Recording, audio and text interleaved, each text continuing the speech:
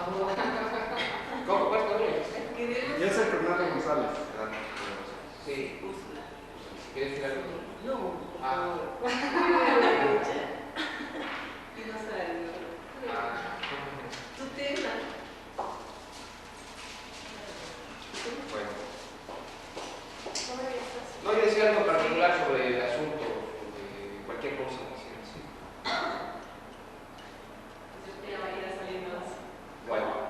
Irá saliendo así. Bueno, mire, entonces, yo voy a dar tres sesiones, bueno, de hecho, esta es la segunda. Entonces, la vez pasada, en realidad, lo que hablamos, las horas que estuvimos, fue sobre un método de investigación. Prácticamente. En resumen de eso, hablamos de que básicamente es un método que se basa en las interrelaciones, interdependencias ambientales, principalmente humanas, ¿no? Yo soy autor de este libro se llama Ecología del Estado de Morelos, un enfoque geográfico. Se lo recomiendo, francamente no sé a mí, pero pues aquí me lo han comprado mucho en la facultad. Entonces, aquí está explicado el método de investigación que yo presenté la vez pasada y prácticamente lo que voy a hablar hoy pues, también está aquí. En la ocasión anterior también les había dejado pasé 2 revistas de CONACYT para que hicieran unas lecturas. Una es referente a, digamos, a esto mismo, pero en un artículo de la revista de CONACYT. Y el otro artículo de la revista de CONACYT es un caso concreto de aplicación de este método de investigación que yo uso para la parte occidental de Morelos. Eso es. Entonces, brevemente, nomás por recordar a Úrsula, que fue la que estuvo la vez pasada, esto del método se basa principalmente, les enseño, en las interrelaciones e interdependencias que se dan entre diferentes factores de la naturaleza y de la sociedad. Miren, normalmente cuando se hace un trabajo es muy común, inclusive en estudios de posgrado, de doctorado y doctores muy renombrados, que utilicen los métodos de investigación de encimar documentación simplemente, no, sin tener una estructura, un hilo conductor en sus estudios. Eso fue de lo que estoy hablando con mucho detenimiento la vez pasada. A modo de resumen también de lo que hablamos la vez pasada,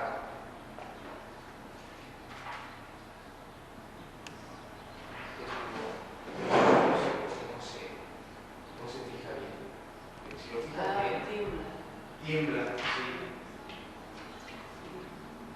Y al temblar se sale. No sé por qué tiembla. Lo que hacen es pues, hacer la presión. Ponerse algo. Sí, pero eso es con la mano.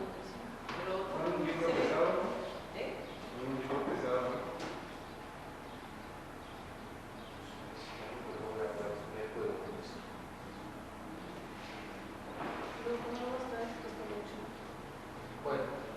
Bueno, miren, en resumen de lo que les decía yo la vez pasada, yo les comentaba cómo, por ejemplo, un grupo diferente de profesionistas puede, al hacer el estudio de un sistema urbano, por ejemplo, de una región en cualquier parte del territorio, puede advertir diferentes cosas, o sea, depende de su formación profesional, depende de su cultura, depende de su infancia, depende de dónde se haya desarrollado, depende de su ideología, depende de quién le esté pagando. Él advierte cosas distintas en el paisaje, en su área, en su objeto de estudio. Suponiendo que el objeto de estudio fuera, por decirles cualquier cosa, el municipio de Cuautla, ustedes como arquitectos van y por el bagaje de conocimientos que se han adquirido en sus estudios, ustedes ven un aspecto distinto al que vería, por ejemplo, un sociólogo que fuera a trabajar en el mismo problema. Por ejemplo, si dijera, bueno, el asunto es es arreglar el desorden urbano que hay en el municipio de Cuautla. Bueno, aquí vamos a contratar pues, un grupo de arquitectos de la Universidad de Morelos. Vamos a ver que se hagan un proyecto y luego les decimos a un grupo de sociólogos del CRIM que también se hagan el proyecto. Entonces ellos van a ver cosas distintas y ustedes van a ver cosas distintas. Entonces es lo que estaba tratando de manifestar aquí, en estas figuras. Cada grupo de profesionistas o cada profesionista aisladamente debe de estructurar un sistema complejo, que fue de lo que yo hablé en el momento de los sistemas complejos, que tiene una dinámica, una estructura, un funcionamiento, sistemas. Esto lo estoy diciendo muy brevemente, es relativo al método. Esos tres subsistemas, por ejemplo, serían el medio físico, el medio socioeconómico y el medio productivo. Estos tres subsistemas están en interdependencia, están en interrelación, están vinculados unos con otros. En general de sistemas, el método está fundamentado en parte en la teoría general de sistemas. Y entonces esto permite hacer proyección de escenarios, por ejemplo, en este caso del sistema urbano del municipio de Cuautla. ¿Qué va a pasar con el municipio urbano del municipio de Cuautla dentro de 5 años? Si va en 2 horas y media la vez pasada, en lo que se refiere a un método de investigación.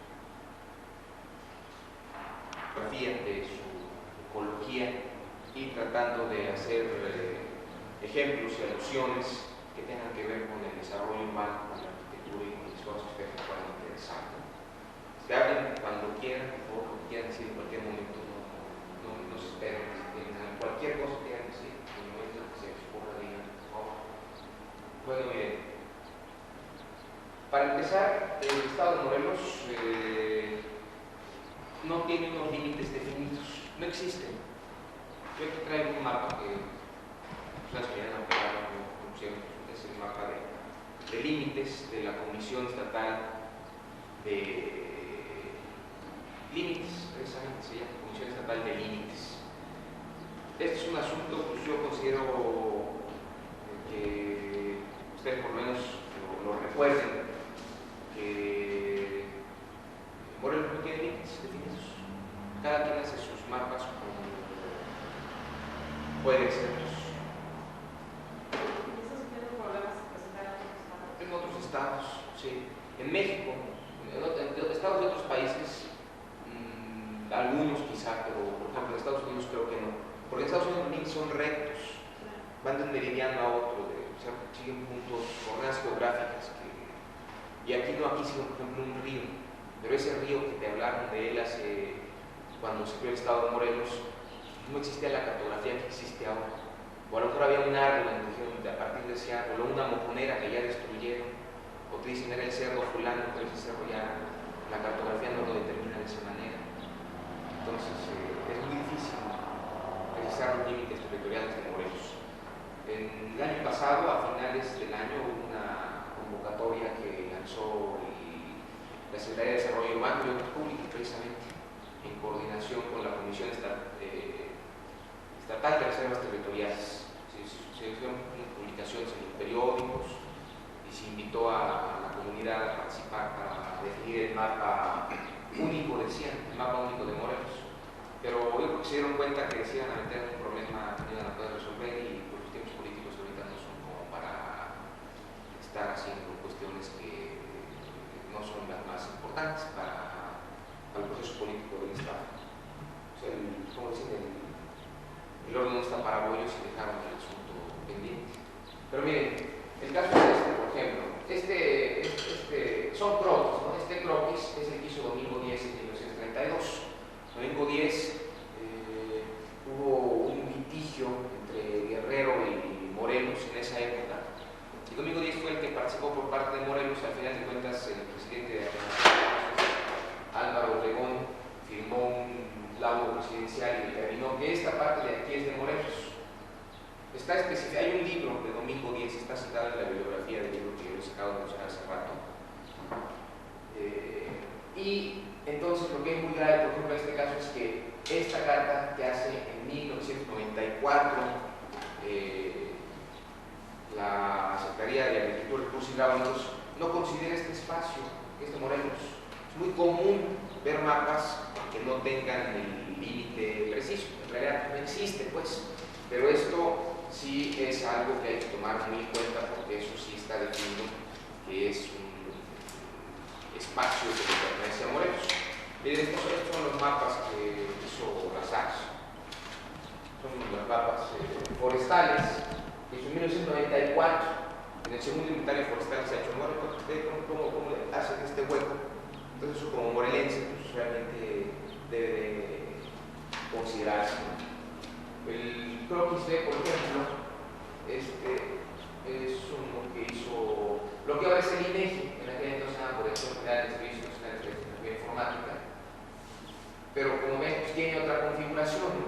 Pero el INEGI en sus cartas, en su cartografía, yo lo he visto muchas veces, ponen una rayita con determinado tipo de puntuación señalando que es la que indica el límite estatal, pero luego abajo te ponen una señalización, una anotación que dice el INEGI no se compromete a que el límite que está marcando sea el oficial, porque es obvio que el INEGI no es una institución que tenga que ver de manera directa con el que está haciendo el límite, ¿no? Bueno, entonces a grandes rasgos ese es el asunto. El concepto es importante sin tener que hablar un poco más de los otros mapas, simplemente saber que no existe un límite definido. Y es que lo que pasa es que muchas veces el estudiante, inclusive el investigador, se enfrenta ante ese problema, porque los límites municipales también no están definidos. Entonces cuando alguien se lanza a hacer un trabajo de un municipio, de un estado, empiezan a encontrar mapas que no checan, que no son, y es un desorden. Entonces por lo menos saber que la cosa está así y no... El último es el que ya quedó de No, el último, es que el último es el que hizo el maestro Alejandro Tolar, pero no está consensado con las entidades vecinas. Por ejemplo, la Laguna de Zempoala es un caso típico. La Laguna de Zempoala, los del Estado de México dicen que son de ellos, y en Guerrero pues, dicen que una parte de Morelos es de ellos. Es un verdadero desastre. Habría mucho más que decir de este tema de los límites, pero si me extiendo más, no hablo de otras cosas también importantes que se sepan. A menos que ustedes tengan un particular interés en que sigamos hablando de los límites, pues no habría inconveniente. ¿Cómo ven? El ingeniero Toma sigue actualmente en límite, ¿no? Sí. Sí, pero no solamente es problema, como dice, a nivel del Estado, sino a nivel del municipio. En el municipio de Cuernavaca nosotros contamos con una islita que está acá en Temisco y está reconocida, al menos por los otros municipios de Cuernavaca, decimos que es nuestra. Los de Temisco también están peleando ahí una parte que ya está perdido, pero bueno. Pero ese sigue ahí el problema. Sí. Sí, hay varios casos. Sí. En Temisco, en Cuernavaca hay varios. Los de Temisco pusieron su coyote adentro, en el polvorín. Hace poquito estaban definiendo qué colonias eran de Cuernavaca y qué colonias eran de Temisco. Sí, los límites de Cuernavaca, el municipio lo reconoce hasta el 20 de mayo. Yo una vez estuve con una comunidad, por ejemplo, de gente de Guerrero, que son de Guerrero, étnicamente son de Guerrero, pero viven en Morelos. Entonces, se van metiendo a Morelos, van siendo guerrerenses en Morelos, pero comunidades, por ejemplo. Y tú en los periódicos, lo ves todos los días, no es muy difícil encontrarte con que en Puebla ya están los ejidatarios armados contra los de Tela del Volcán, porque el territorio agrícola está en discusión. Entonces, desde todos los días. contra la charla también. La charla también. Bueno.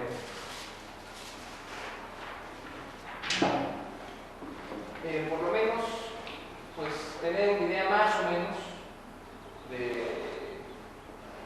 de cuáles son las dimensiones del Estado, ¿no? Más o menos qué extensión tiene y sus límites. Esto sí está hecho sobre la base de los trabajos del ingeniero Tolar. O sea, la extensión de los límites están marcados ahí. Y las dimensiones. El único límite que parece que sí está muy claro es el del Distrito Federal. Es uno de los que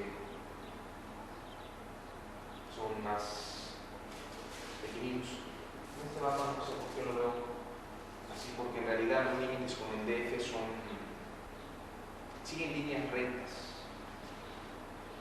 Quise hacer por la escala del mapa, se ve así, pero siguen líneas rectas.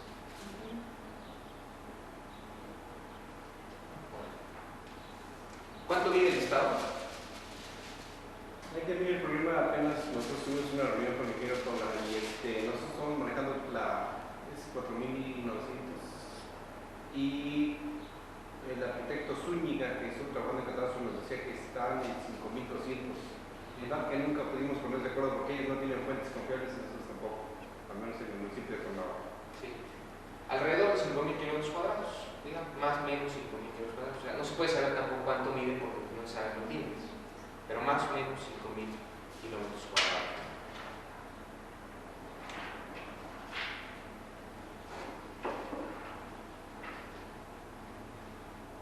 Bueno, de hecho, en este momento voy a entrar en la parte central de esta sesión, en la parte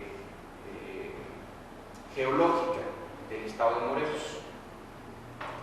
Vamos a ir con no sé Sí. si lo vamos a ver.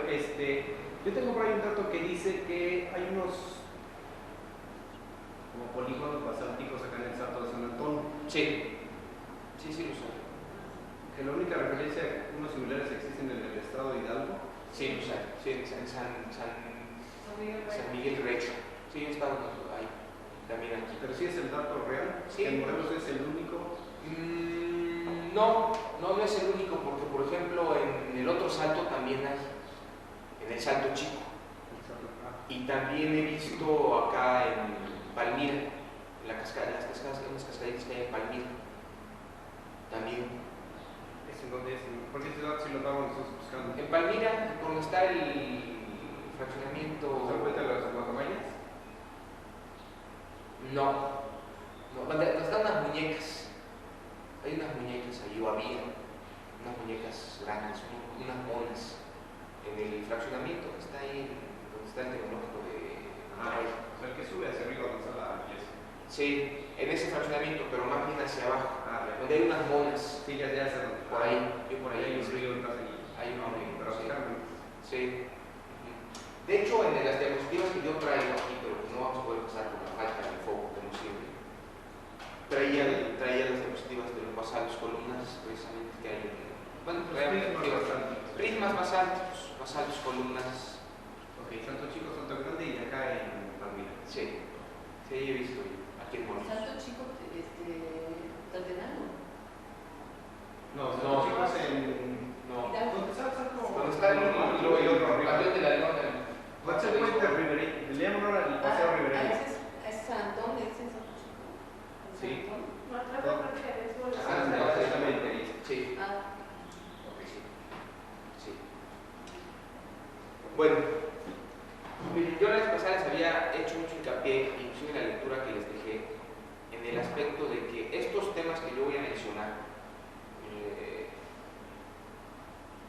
aunque los voy a mencionar de uno por uno, lo voy a ir haciendo en forma interrelacional, interdependiente, porque de esa manera es como se forman pues, los paisajes en la naturaleza, así se establecen los ecosistemas, se dan por vinculaciones que hay entre los factores ambientales, que son la roca, el relieve, el clima, el agua, el suelo, la vegetación y la fauna, incluido el hombre. Entonces, miren, por ejemplo, esta figura que está aquí es como la historia geológica de una parte de la evolución, porque estamos aquí señalando a partir simplemente del Cretácico de hace 136 millones de años. Aquí está marcado, 136 millones de años. Pero yo voy a ir un poquito más atrás ahorita. Miren, imagínense que piensen que estamos en un teatro de la naturaleza, que estamos sentados en el teatro y que de repente se dispara un telón de fondo, disparan las cortinas y aparece un escenario natural, pero prácticamente vacío. Y piensen que estamos hace 5.000 millones de años. Imagínense, estamos en ese teatro de la naturaleza hace 5.000 millones de años. Realmente, ¿qué es lo que vamos a hablar? Y entonces, esos 5.000 millones de años los vamos a comparar con un año actual, con 365 días. O sea, yo les voy a ir diciendo, por ejemplo, de 4.500 a 3.000 millones de años, abarca un periodo de 365 días a 219 días. Yo voy a hacer el equivalente de 4.500 millones de años a un año actual. Entonces, de 4.500 a 3.000 millones de años ocurre lo que en geología se ha denominado era azoica, o sea, era sin vida. Entonces, en esa época, la Tierra tenía, voy a ir rápido para no perder el detalle, lo más importante. En esa época, hace 4.500 millones de años, la Tierra era como el Sol, prácticamente, cuando se empezó a formar, bueno, de acuerdo a una teoría, ¿no? Esto, la ciencia cierta, nadie lo sabe.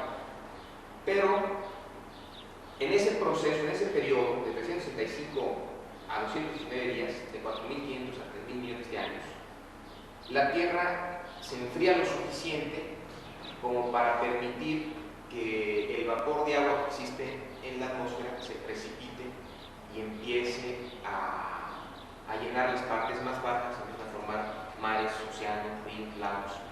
Pero entonces, en ese escenario de la naturaleza que yo les decía, en ese teatro ambiental, empiezan a aparecer los actores del escenario, los que van a actuar en lo que nosotros vamos a tener como escenario.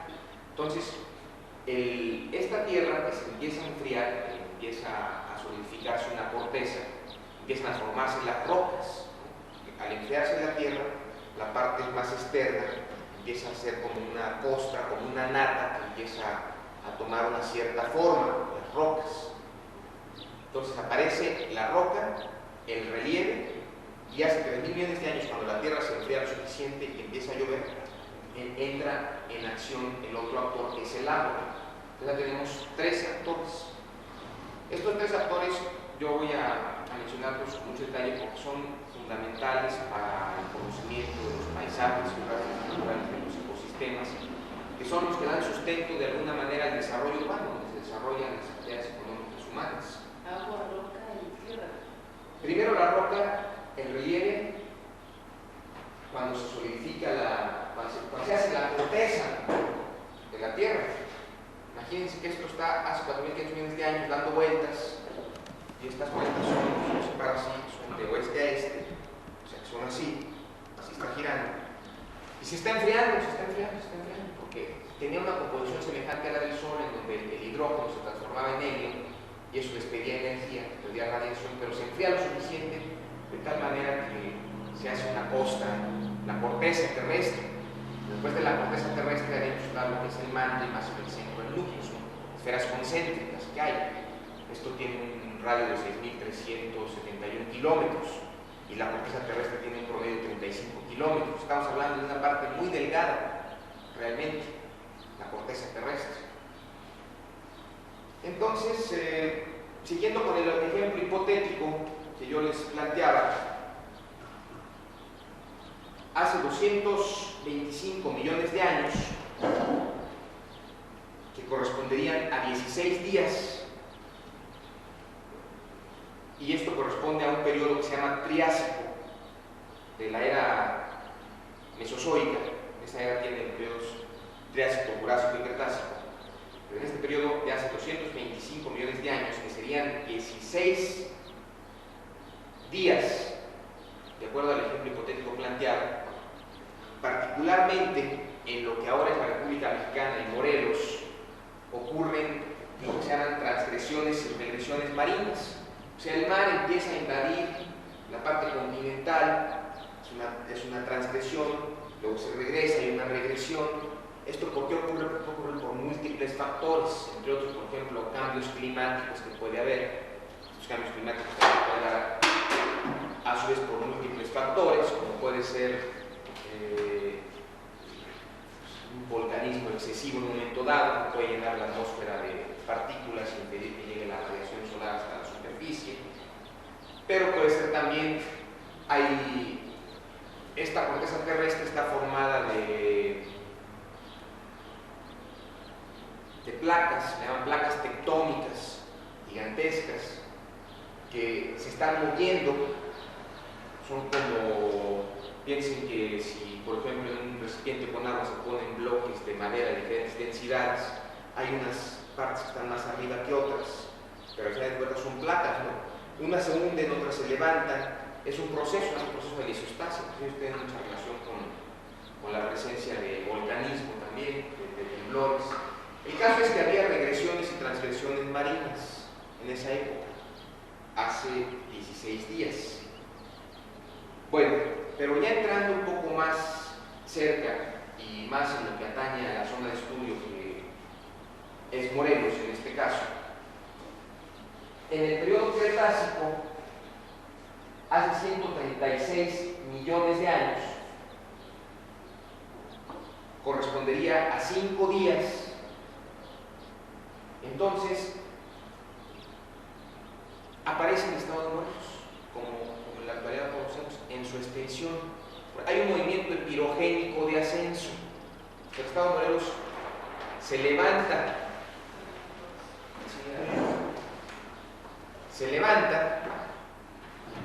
y queda por encima del nivel del mar.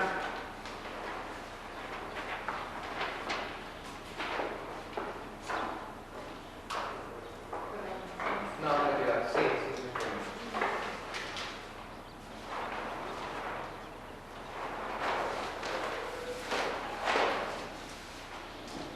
Entonces,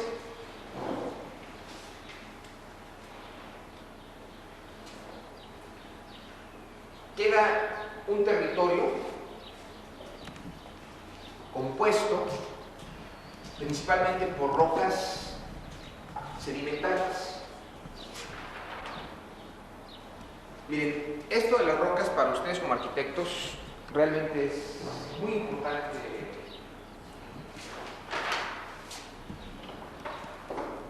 conocerlo por el sustento que da no solo al paisaje geográfico natural, sino al paisaje geográfico cultural, a las construcciones, al desarrollo de sociedades, al desarrollo de poblaciones. Entonces, miren, todo esto, aquí ven Morelos, por ejemplo, este es Cuernavaca.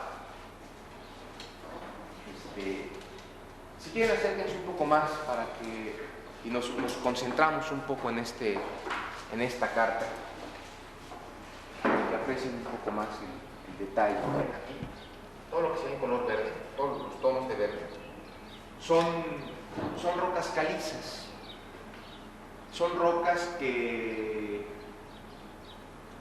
antes de que Morelos se levantara, antes del Cretácico, antes de 136 millones de años, antes de 16 días, de acuerdo a ese ejemplo hipotético, como esto era todo un mar, se han encontrado espesores de roca de varios kilómetros de profundidad de estas rocas sedimentarias de origen marino. Son resultado de la acumulación de sedimentos y de la caída de animales que tenían caparazones de carbonato de calcio, como los bivalvos, los crustáceos, y formaron kilómetros de espesor en el fondo de antiguos mares durante millones de años.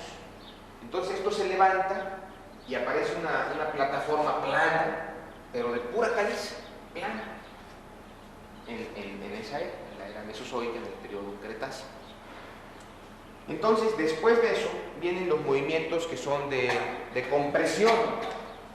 Entonces, por ejemplo, teníamos ese movimiento que era pirogénico de ascenso, que dejó por encima del nivel del mar al estado de Morelos, pero también había movimientos en este sentido, ¿no? Movimientos de compresión. Son movimientos pues lentos, normalmente de millones de años. La vida del hombre no los alcanza a ver. A veces sí, a veces son bruscos, pero por ejemplo, esto que está aquí es la sierra de Xochicalco, es la más antigua. Entonces, esto aquí se plegó el territorio. luego formó esta sierra, Xochicalco. Lo mismo sucedió con toda esta sierra que está aquí, que es la sierra de Yautepec. Este es aquí está San Andrés de la Cal, este es el cerro que algunos le dicen La Corona. Este es el cerro propiamente, bueno, aquí está el Cañón de Lobos, este es el cerro propiamente de Yautepec, el Cerro Negro, de Benilcingo. Entonces todo esto es un pliegue. Estos son otros pliegues también, son plegamientos, pues. Son las montañas, sierritas pequeñas que dividen al valle de Cuernavaca del valle de Cuautla. Son pliegues. Todo esto. Aquí tenemos, por ejemplo, el pliegue de Santa María, que está al este de Tlaquiltenango, y este es el pliegue de Jojutla, el cerro de Jojutla, también es otra montaña de plegamiento. Son montañas plegadas, cretácicas, calcáreas, plegadas porque se pliegan, cretácicas pues son del Cretácico, y calcáreas porque son de rocas principalmente calizas, ¿no? De carbonato de calcio.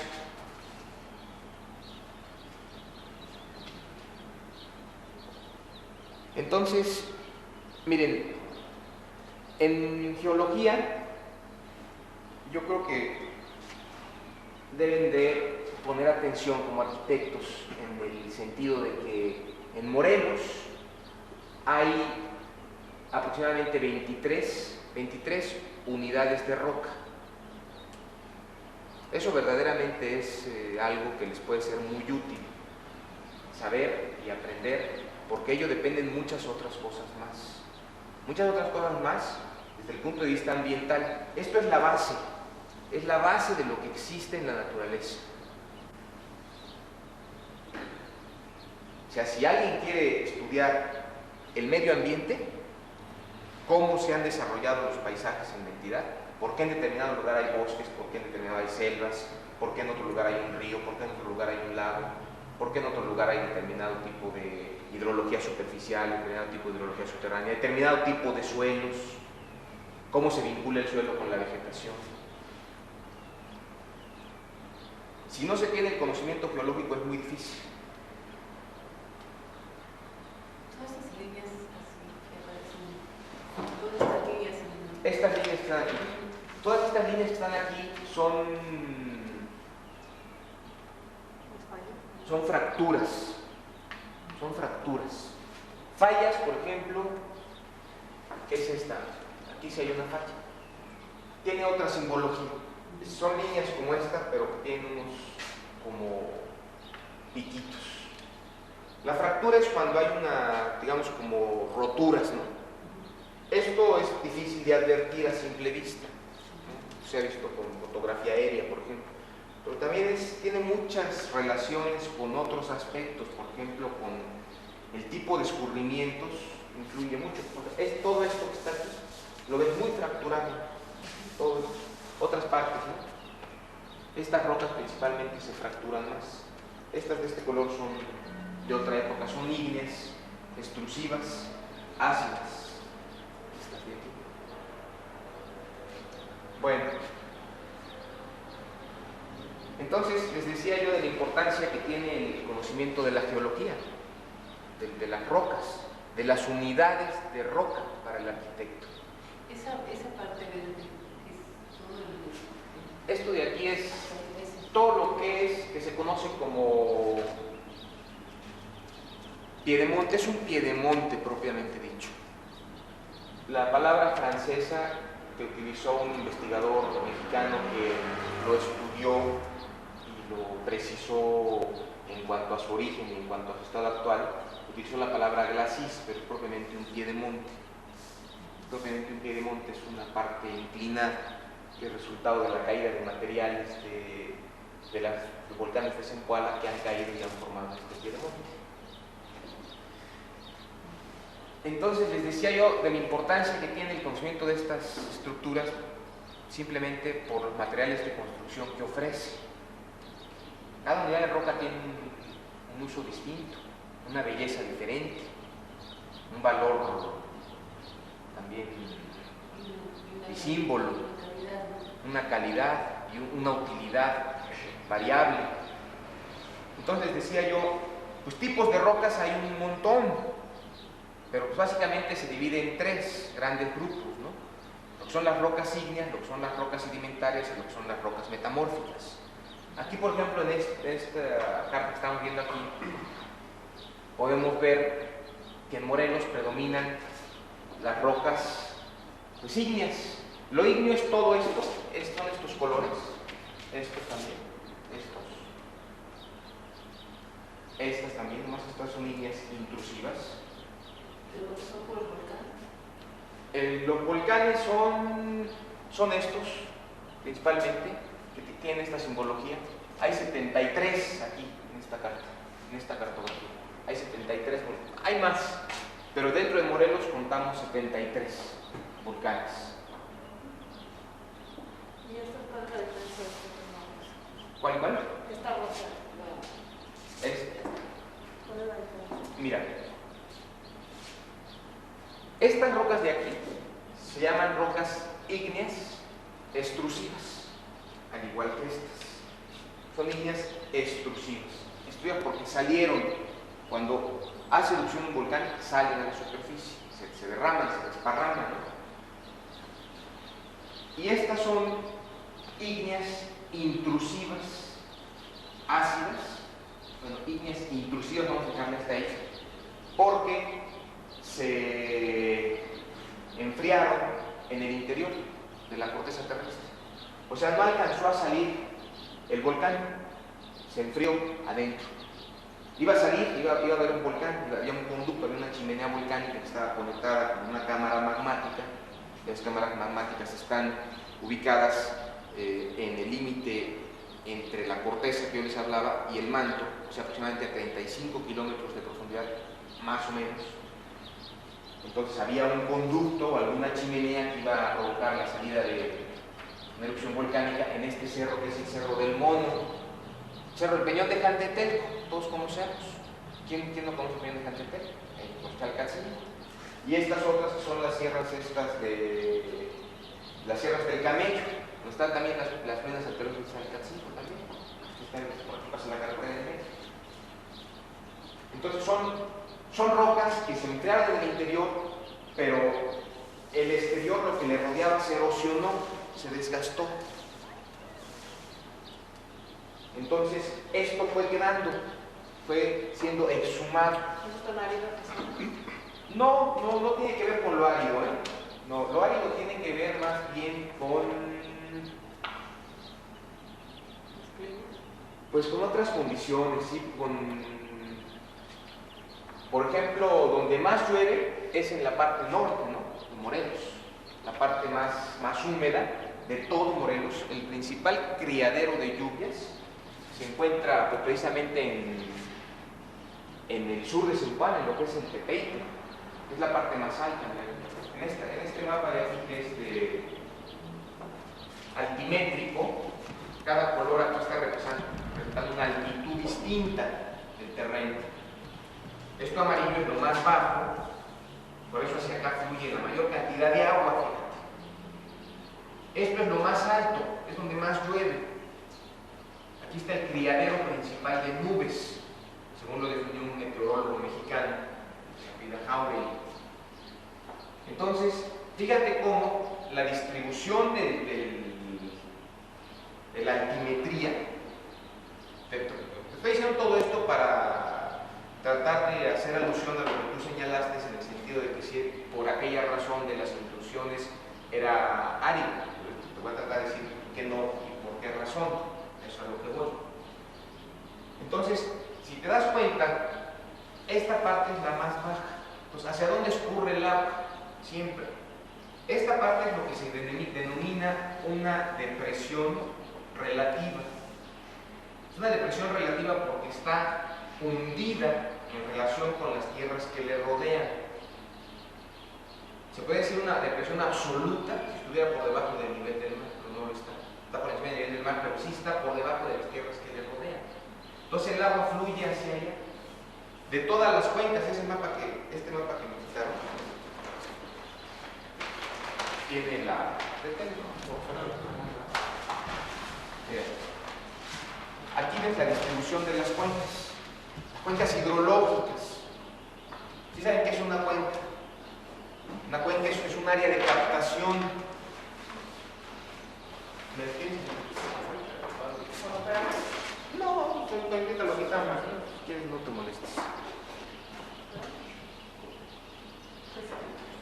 Quiero una hoja que no les sirva. Les queda mira. Cualquier hoja. Pero bueno.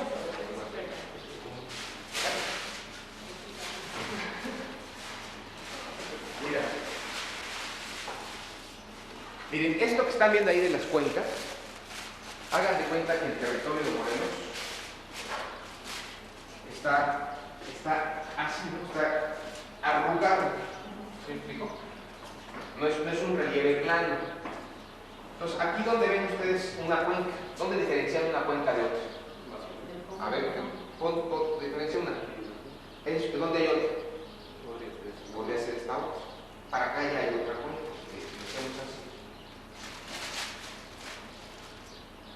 Esta sería una cuenca, tendríamos otra cuenca. Esto es lo que tenemos aquí, son huecos, ¿no?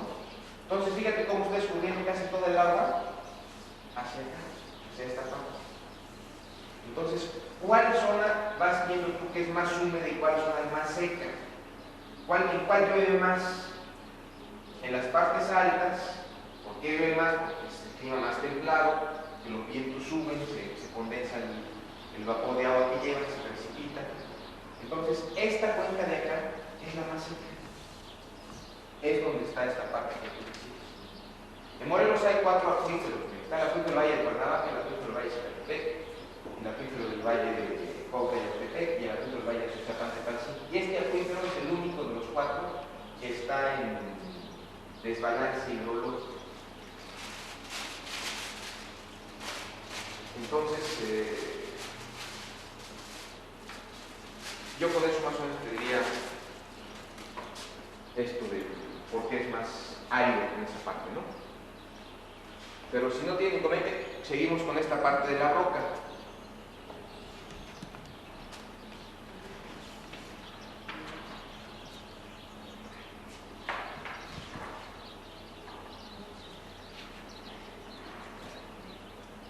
Las 23 unidades de rocas. Más o menos, eso es muy importante. Qué bueno que me lo recordaste. Les decía yo que había 3 tipos de roca principalmente: ígneas, que son más o menos sedimentarias, metamórficas. Solamente en Morelos hay esta que está aquí. Bueno, las ígneas, ¿cuáles son? Las volcánicas. Es muy fácil realmente, ¿eh? O sea, con 1, 2 o 3 salidas al campo con un buen geólogo, se aprende mucho porque fácilmente puedes distinguir cuál es la ígnea, cuál es la sedimentaria y cuál es la metamórfica. Inclusive puedes ver las unidades de roca con relativa facilidad. Ahora, de esas 23 unidades de roca que hay, por ejemplo, fíjense ustedes cómo, digamos, por decirles algún ejemplo, esto que está aquí es las sierras del Tepoztlán, que se denomina Formación Tepoztlán. Es una unidad de roca, Formación Tepoztlán. ¿Por qué? Así la definieron. ¿Pero por qué la definieron? Porque es distinta a las demás. ¿En qué es distinta? Es distinta en su composición mineralógica, es distinta en su edad, es distinta en su formación, cómo se creó, cómo se originó. Y esas diferencias, ¿para qué nos sirve conocerlas? Para mucho, para muchas cosas. Por ejemplo, fíjense, simplemente, si ustedes ven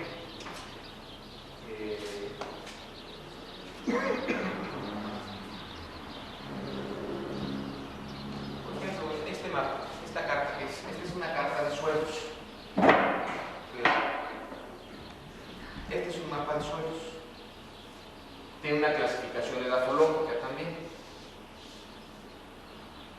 Si ustedes, aquel mapa que está allá, el de la derecha, que es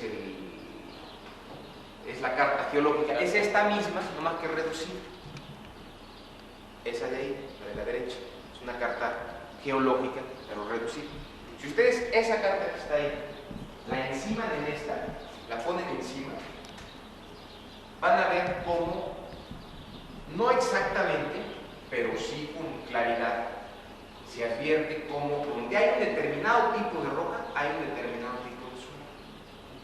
Si ustedes me dicen que eso no es muy importante para el entendimiento de la forma en la que se estructura la naturaleza, pues yo les diría que sí, francamente. Entonces, por eso, por lo que les insisto, es que es muy importante que conozcan esas unidades de roca que hay como arquitectos. Ahí se va a sustentar las construcciones que ustedes han comentado puedan proyectar. Por ejemplo, para decir, porque es una zona muy pequeñita, que si yo caminando, Ajá.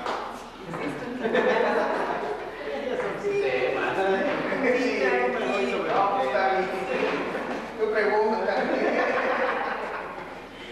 Sí, es un pequeño punto, ¿no? Ajá. Pero dice que tiene dos barrancas, está flanqueada por dos barrancas. Sí.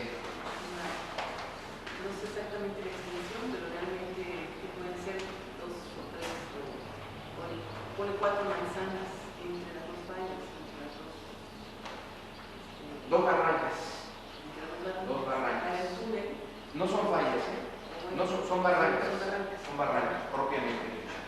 Sí. Sí, ahí para, digamos, estudiar esta zona se puede determinar el tipo de roca, edad, la edad misma de la formación. Sí. Todo eso para concluir en la vegetación, concluir en clima, o sea, hacer toda la relación de la información que yo tengo, como diagnóstico, cómo utilizo. A ver, vamos a ejemplificar con el caso. ¿Cómo? No sé si los demás entendieron lo que yo entendí de lo que Úrsula me está planteando. O sea, yo le entendí que en su caso particular, de su área de estudio que está teniendo, ¿para qué le puede servir en un grado conocer el tipo de roca que hay, cómo se formó y para qué también le va a servir y además cómo va a encontrar las relaciones que tiene la roca con los demás factores que estructuran el todo de ese lugar? Mira, esto sería, yo lo haría de la siguiente manera.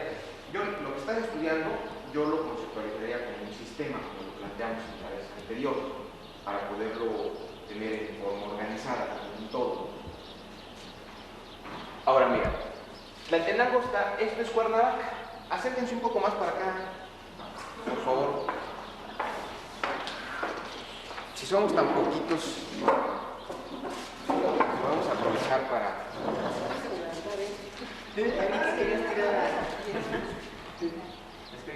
¿Apago el proyecto? Sí, por favor. Sí. Bueno, no, porque veo la... Bueno, así, y después si lo queremos lo prendemos. Gracias. Porque sí lo estoy ocupando, ¿eh? Sí lo estoy viendo y sí me está sirviendo. Bueno, miren. El área del trabajo de Úrsula se encuentra aquí en Cuernavaca. Esto que está aquí es la barranca que da origen al Salto de San Antonio. La barranca que está aquí.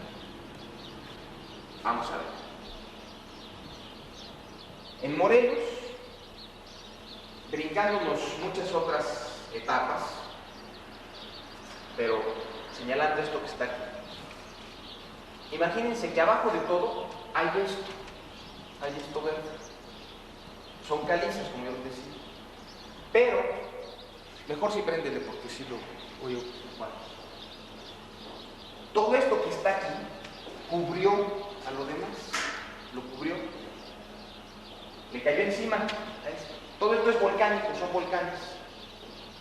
Todos estos volcanes, el material que ha caído ha llegado hasta acá. Estas son coladas de basalto que llegan hasta Zacatepec, hasta Tlaltenango.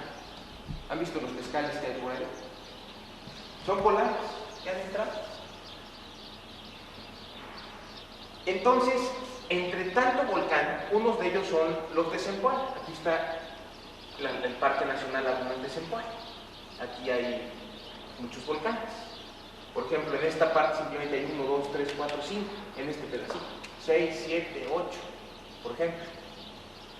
Entonces, esos volcanes que están ahí se formaron en el Plioceno. Se formó lo que se llama la andesita Zempoala. Esa es una formación geológica, la andesita Zempoala. Ya les decía yo, por ejemplo, una de ellas es la formación tepoztlana, que se advierte perfectamente, ¿no? Ustedes ven un cerro de Tepoztlán y es incomparable. Ahora, los volcanes de Zempoala son de andesita, es una roca ígnea, extrusiva también. Estos volcanes se formaron en el Plioceno hace 13 millones de años. Hace 13 millones de años hubo erupciones volcánicas. Y hace 1 millón de años, en el Pleistoceno, hace 1 millón de años, muy reciente esto, pues casi podría decir que antes, te podría decir que antes de ayer, de acuerdo al ejemplo este hipotético planteado que teníamos, hace 2 horas. ¿Y hace cuánto? Hace 1 millón de años. Hace 1 millón de años. ¿Se recuerdan ustedes que el Pleistoceno se caracteriza por glaciaciones? Esas glaciaciones había momentos un poco más cálidos, otros de mayor enfriamiento, que tenía pues efectos múltiples, ¿no? En la fauna, en la flora, la estimulaba a cambiar de lugar. Pero para el caso que nos ocupa, lo interesante es que en los periodos fríos glaciares, el agua que entraba a las grietas de las rocas, que ya tenían 1 millón de años, digamos que tenían, ¿cuánto habíamos dicho? 16 millones de años desde que se formaron. 13 millones de años. Ya las rocas estas de los volcanes, después de 12 millones de años que han pasado, pues estaban intemperizadas. ¿Sí recuerdan qué es el intemperismo? Como arquitectos, por ejemplo, ustedes hacen un edificio, lo pintan y lo dejan 100 años, pues se empieza a derruir, ¿no? A los 10 años la pintura se hace pedazos, a los 20 años se empieza a desgastar, se empieza a intemperizar, se intemperiza. Todas las rocas también de las montañas se intemperizan físicamente cuando solamente se desintegran y químicamente cuando se cambia su estructura química de la roca. El caso es que en esas rocas de Zempoala, en los periodos fríos de las glaciaciones, el agua que entraba a las hendiduras de las rocas, a las grietas que estaban previamente intemperizadas, el agua al congelarse se expande y las resquebrajó, las desintegró, las tenía muy desmoronables, por decirlo de alguna manera. Y cuando había lluvias, y aparte el efecto de la gravedad y del viento, tiraba el material. O sea, la montaña se estaba cayendo, como ocurre ahorita en la que se están deshaciendo, pues. Están formando una montaña, están creando otras. Entonces, al caer todo ese material de allá, cayó y formó esto que está aquí. Esto que se llama, decía yo, glacis de Buenavista o piedemonte de Buenavista, que es donde está Tlaltenango. Es el glacis de Buenavista, es donde vivimos, pues es donde está Cuernavaca propiamente. Entonces todo ese material que cayó es de arenisca y de conglomerados, son areniscas y conglomerados que forman precisamente lo que se conoce como formación Cuernavaca, es otra formación. Las diapositivas que yo traía, ahí están, pueden volver a ver porque vienen fotos de las rocas y de las formaciones, por ejemplo, en el caso de las rocas. Es uno de los temas que se tratan. Entonces, cuando cae este material, estas areniscas y conglomerados, deja de ser una roca, es una roca ahora sedimentaria, son sedimentos, y encuentra esta sierra, que les había dicho que es la sierra de Xochicalco, ¿se recuerdan? Es la más antigua sierra que se formó a inicios del Cretácico, hace 136 millones de años. Se encuentra esto y entonces esto se empieza a llenar, se empieza a llenar. Pero llega un momento en que lo llena, que lo pasa y lo tira hasta acá, cae hasta acá. Eso no lo estoy inventando yo, lo escribieron geomorfólogos, geólogos, yo lo he leído y lo he interpretado, ¿no? Ya no crean que son cosas también como son cosas que hace tanto tiempo, pues también son hasta cierto punto pues ideas, proyecciones que tiene el humano que se abstrae del pensamiento y piensa, ¿no? Cómo puede haber sido el escenario geológico, geomorfológico, paleogeográfico, digamos en una palabra anterior. A mí se me hace así, bueno, luego me pongo a pensar en extensiones tan grandes, como tanto detalle, ¿no? De los suelos y todo. Y digo, o sea, vemos áreas grandes, pero si te pones a ver, pues, este pedacito. Sí, pues depende mucho de la escala, ¿no? Pero mira, esto que te digo es que realmente sí tiene lógica. Lo que te digo tiene lógica, porque por ejemplo, esto que estás viendo aquí, que es la Sierra de Tepoztlán, si tú te le quedas viendo y piensas, ves perfectamente cómo está inundada por las otras rocas. O sea, la están tapando, la cubrieron, se ve. Estas están incrustadas, están metidas. Entonces es lógico, porque se sabe que estas son más viejas. O sea, el saber la edad de la roca lo pueden determinar, ¿no? Por los isótopos radiactivos que estudian esta gente. Entonces, esto se advierte perfectamente que está inundado, están dentro de lo que les cayó encima. Por ejemplo, todo esto que se ve aquí amarillo son suelos aluviales, o sea, son resultado del desgaste de todo lo demás, se van formando suelos. Esto también se ve, o sea, no es muy difícil de imaginárselo, ni de creérselo, tiene mucha lógica. Esto que les estoy contando, pues también la tiene. Porque son rocas que seguramente vinieron de acá porque derivan de ellas. Bueno, pues cuando llueve, simplemente los periodos normales de lluvia terminando es un verdadero ruido. Sí, pues imagínate todo lo que trae, todo lo que trae. Mira, por ejemplo, hay un estudio del Popocatépetl. El Popo está por acá. Aquí está parte de esa Popo, ¿no? Hay un estudio que dice que son unos geofísicos de la UNAM que hacen un estudio y ellos advierten y demuestran que lo que es el Popo ahorita es la cuarta vez que está ahí. Ya se ha caído por erupciones volcánicas, pero fuertísimas, erupciones peleantes que le dicen, y te demuestran que por acá, por Azuchiapan, por Puebla, hay rocas gigantescas también que solamente pueden haber caído como resultado de una erupción volcánica en un lugar distante como el Popo, y además tiene todas las características, todos los indicios de que vienen de allá. Entonces, pues es gente que tiene pues, estudios, doctorado, y que se dedican a eso toda su vida, entonces te lo dicen, te lo escriben, te lo demuestran, y al leerlo, pues digo, no es tan increíble, ¿no? El asunto. Bueno, volviendo al caso de Tlaltenango, el tema de Úrsula para ejemplificarlo. Fíjense, este relieve, vamos a hablar ahora un poco de relieves. Hemos estado hablando de rocas, ¿se acuerdan? Pero también estaba el relieve, que es otro de los factores que al interrelacionarse van dando características al paisaje, características particulares. Fíjense, hay tres tipos de relieves grandes, o sea, tres unidades de relieve principales. El relieve que se llama relieve endógeno, otro relieve que se llama endógeno modelado y otro relieve que se llama relieve exógeno. El relieve endógeno es aquel que es resultado de las fuerzas internas de la Tierra, como cuál, por ejemplo, esto que veíamos aquí, estas montañas ígneas, intrusivas, exhumadas. ¿Por qué es endógeno? Porque fue de una fuerza interna de la Tierra la que la creó. ¿Qué otro relieve endógeno podríamos pensar? Por ejemplo, aquí, en esta parte de aquí.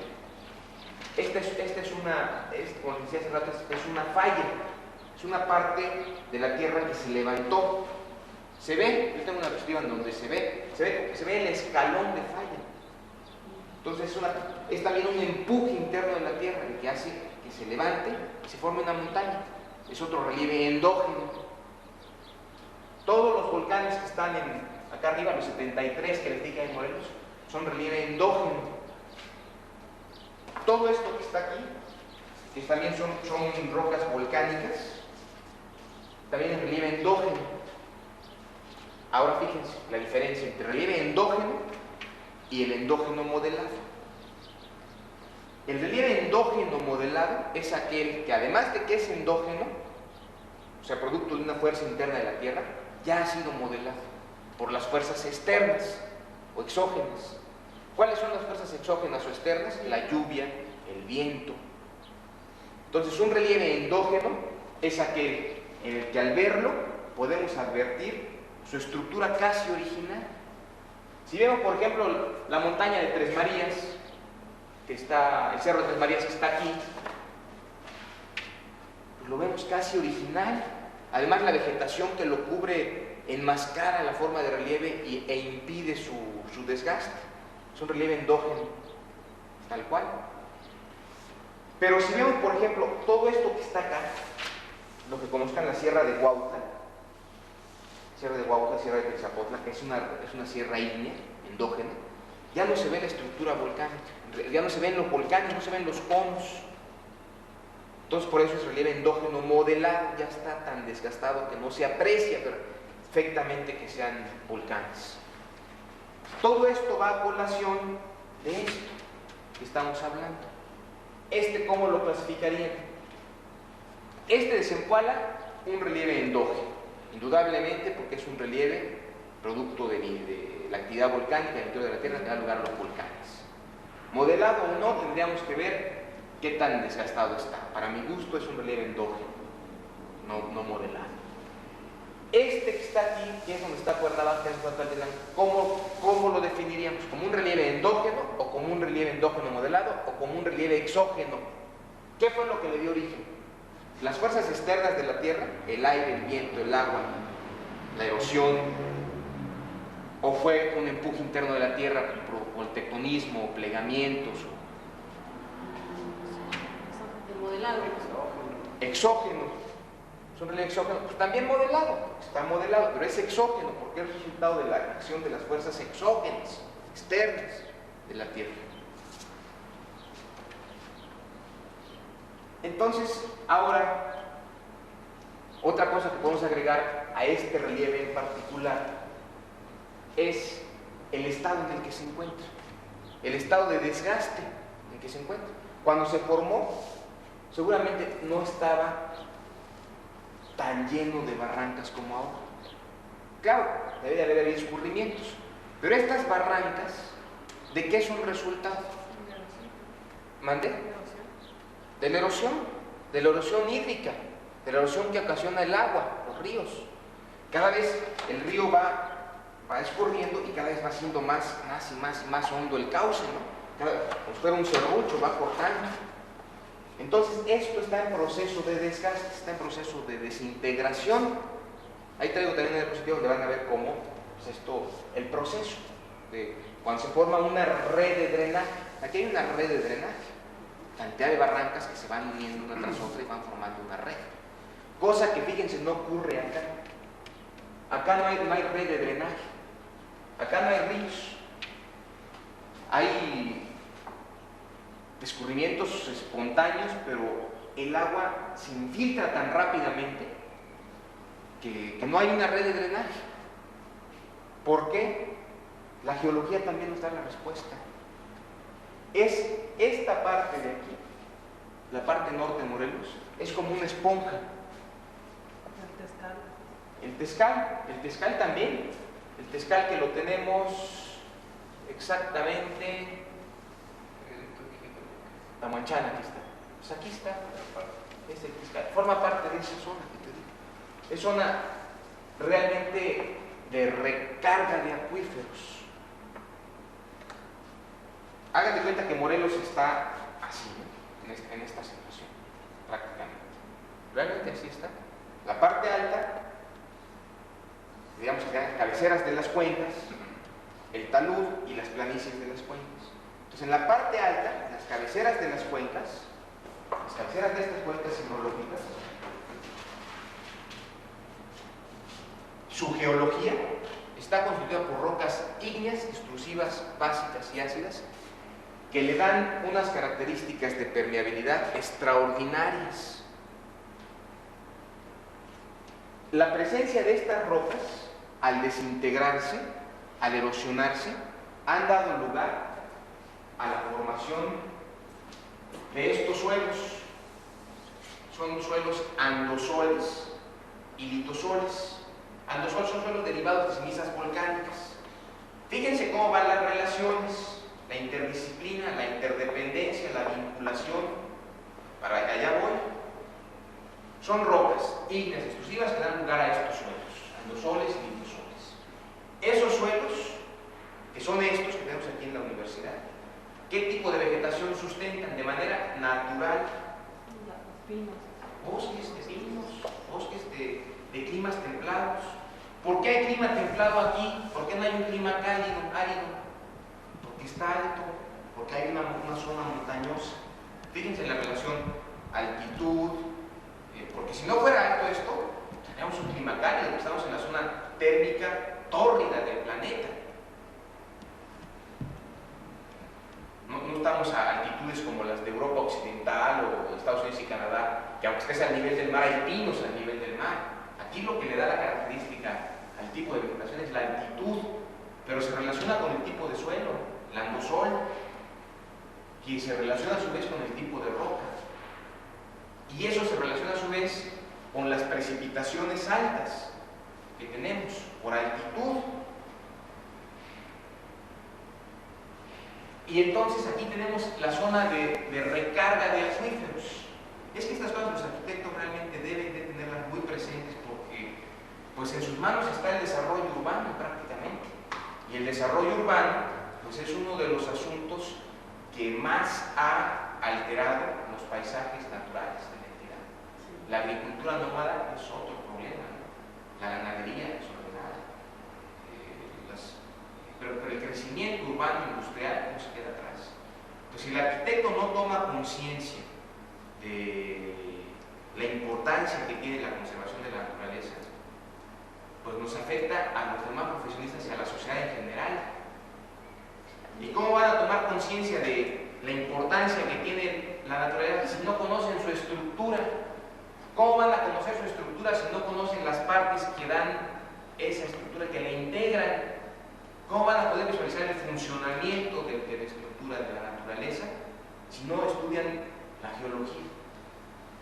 Es básico.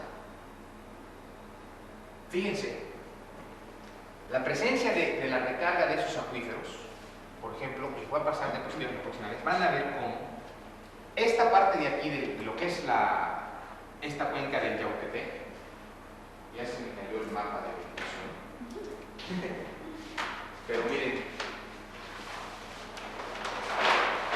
si ven aquí, lo verde son bosques, lo verde son los bosques y lo blanco son, si quieres, ya pones lo ve la cara y lo ve esto. Mira, lo verde son bosques. Entonces toda esta parte de aquí tendría que tener también bosques. Eso es obvio, ¿no? Porque es una cota de 1750 metros que más o menos atraviesa el estado por aquí así. Entonces, el hecho de que aquí haya habido un cambio de uso de suelo tan drástico, o sea, que se haya dedicado a la agricultura de temporal, principalmente con el desarrollo urbano, esto ha ocasionado que esta cuenca en particular, cuando veamos, si tenemos oportunidad de ver las diapositivas, van a ver cómo este río, acá siempre está lodoso, no lleva agua transparente. ¿Por qué? Porque siempre está arrastrando suelo. Porque no tiene una cubierta forestal que sostenga el suelo, que lo sustente. Fíjense, en este mapa se advierte lo que les decía yo, cómo aquí está esta red de drenaje, que corresponde al glacis de Buenavista, o en cualquier lugar pueden ver las redes de drenaje, pero aquí fíjense cómo terminan en punta. ¿Sí lo ven? ¿Sí lo alcanzan a ver? Estas flechitas. Esto lo que está indicando es que el agua se está infiltrando, se está metiendo. Entonces, eso es lo que forman los acuíferos. ¿Qué es un acuífero? ¿Qué importancia tiene un acuífero? Todo el mundo habla de los acuíferos. No, que la conservación de los acuíferos, que el corredor biológico Chichinautzin, que... Pues sí, realmente sí. Un acuífero es, fíjense, es una unidad de roca, o dos, o tres, que permiten el paso del agua por ella. Hay unidades de roca que no lo permiten. ¿Por qué? Porque son impermeables. Piensen si, por ejemplo, a un desarrollo urbano no es conveniente saber en dónde están los acuíferos, por dónde van los acuíferos. Por ejemplo, en estos días en Cuautla, en Santa Inés, aquí está Cuautla, aquí está Eusebio Jauregui, Santa Inés. Esta es una zona que de alguna manera se relacionó internamente esta zona de roca y presenta un área de descarga de acuíferos. ¿Por qué de descarga? Como les digo, hay rocas como esta que son permeables. Entonces, permiten el flujo del agua, permiten la existencia de un acuífero. Pero cuando esa roca se une a una roca que no lo es, existe lo que es un contacto litológico. Contacto litológico, como podemos hablar de un contacto edafológico, un contacto climático, un contacto de vegetación. Estas líneas son contactos litológicos.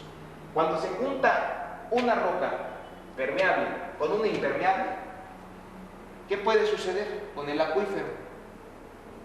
¿Qué puede suceder con el agua que va escurriendo por una roca permeable al encontrarse de repente con una roca que no lo es? Se desborda. Se descarga en algún lado, ¿no? Tiene que ser. Puede haber, puede descargarse, o cambiar de lugar, puede irse para abajo, para arriba, pero cambia su rumbo. Entonces, muchos de los manantiales que hay en Morelos, su explicación la tienen en ese asunto.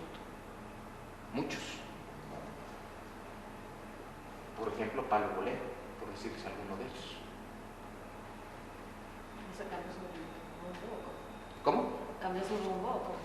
Sí, o sea, va el agua escurriendo por esta unidad de roca, por el que se llama Grupo Chichinauhtzin, es otra unidad de roca, que al juntarse en un contacto litológico con la formación Cuernavaca, que es menos permeable, sin dejar de ser permeable, pero sí es menos permeable, y ahí surge el agua, ahí aparece el agua. Bueno, entonces, toda esa parte superficial también es otro fenómeno, ¿no? Que toda esa parte de ahí, hay muchos teneros, ¿cómo se dice?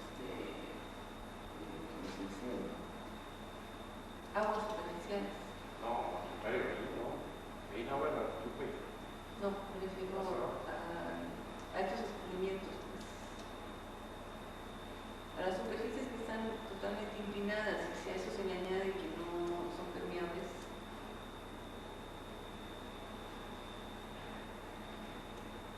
Es decir, el área de Cuernavaca, toda esa parte de ahí donde están las bajadas, Encuentras varios veneritos por ahí, sí, vas encontrando ojitos de agua. Mira. Todos conocen el túnel, ¿no? Aquí en Cuernavaca. Yo me he metido 3 veces. Ahí donde está el túnel ya ven que hay unas bombas de agua. Bueno, aquí con Gabriel y algunos estudiantes del anterior curso nos metimos. En la barranca que está ahí, que está a un lado de la calle de las Acacias, entre las Acacias y lo que era Quiquipa, ahí entra la barranca. Entonces ustedes entran por ahí caminando y en la pared de la barranca hay un túnel, un hoyo, una cueva. Entonces te metes por ahí, vas caminando por un pasillo como de 1 metro y llegas a un lugar en donde está cayendo un chorro de agua fresca, transparente, aparentemente limpia, no sé de cuántos litros, pero pues, han de ser más de 500 por segundo. Sí, es impresionante, son como 2 metros. Claro, ese caudal depende, está registrado, depende de si es temporada de lluvias o no. Cuando es temporada de lluvias aumente, cuando no lo es disminuye. Pero es precisamente la unión y se ve, o sea, tú entras ahí, yo lo vi, yo entré, ves los basaltos del Grupo Chichinauhtzin que les digo, en unión con las areniscas y conglomerados de la formación Cuernavaca. O sea, el agua viene por aquí, por esta formación Chichinauhtzin, por el Grupo Chichinauhtzin. Y cuando se encuentra con esta roca, sale.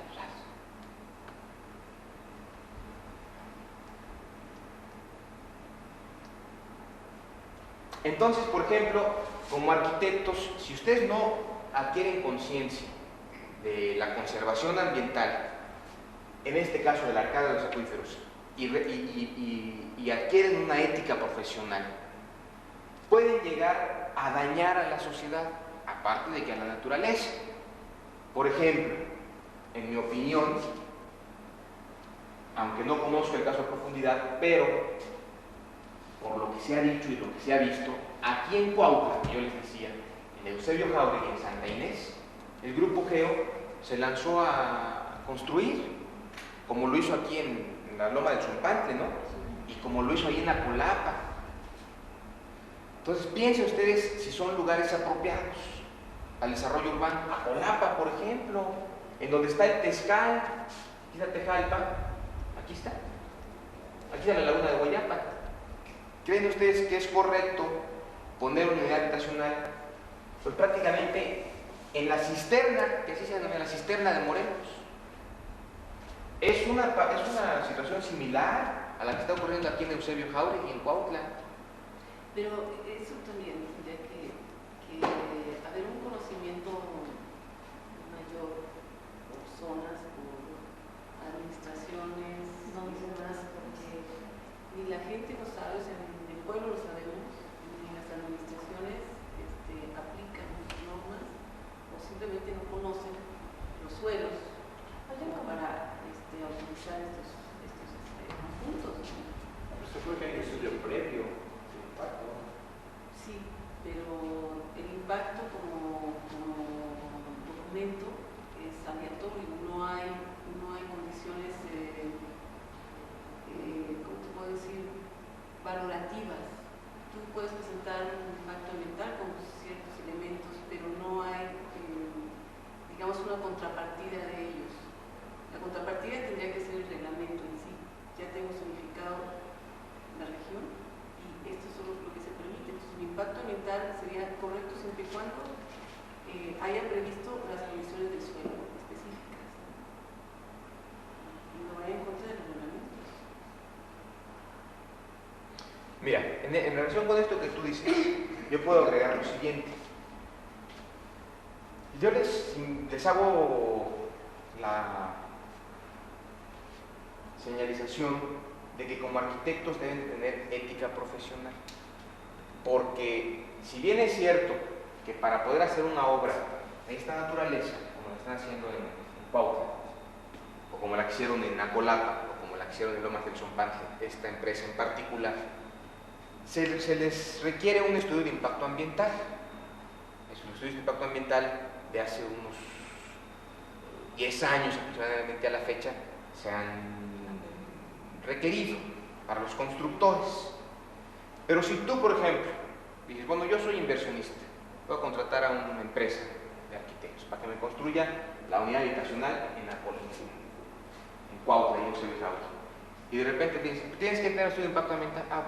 Voy aquí a la universidad y contrato un grupo de biólogos y me dice, ¿sabes qué?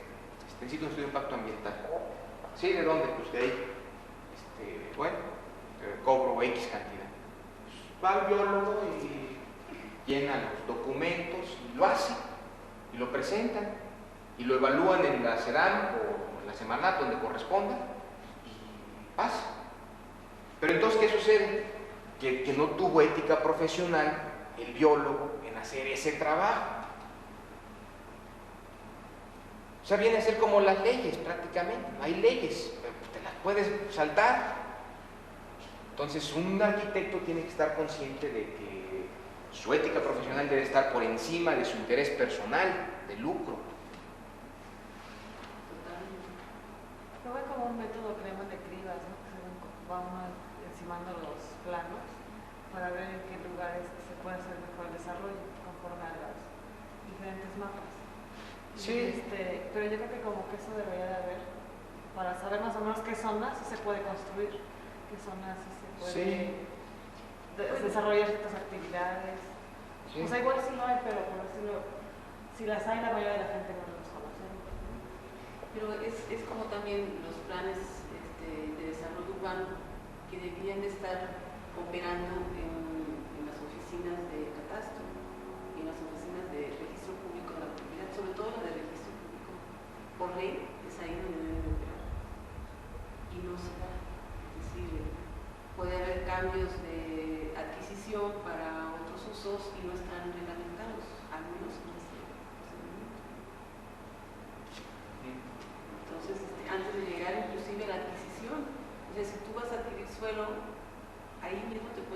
evaluar el uso del suelo o el destino que tiene esa propiedad, en qué zona está, y ahí es donde se debe dar por ley, por decreto, debe de estar ahí el plan.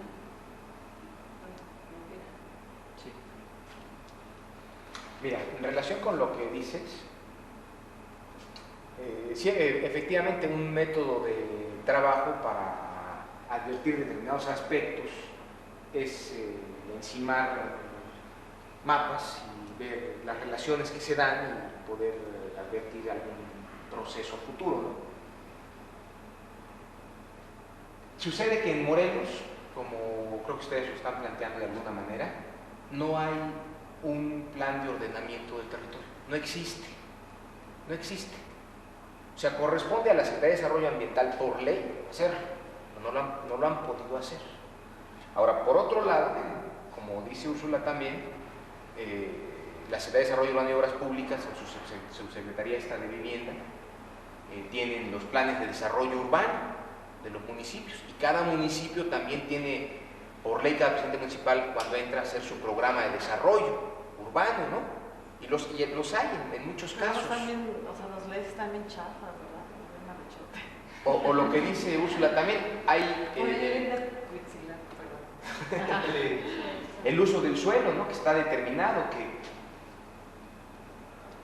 por ejemplo, si es un suelo que está considerado como ejidal o como agrícola, pues para hacer una construcción, pues tienes que salvar 2 o 3 escollos que te pone la autoridad para hacer tus obras, tu impacto ambiental, tu cambio de uso de suelo, tu permiso de construcción, tu licencia de CNA para depositar agua residual, en fin, cosas por el estilo.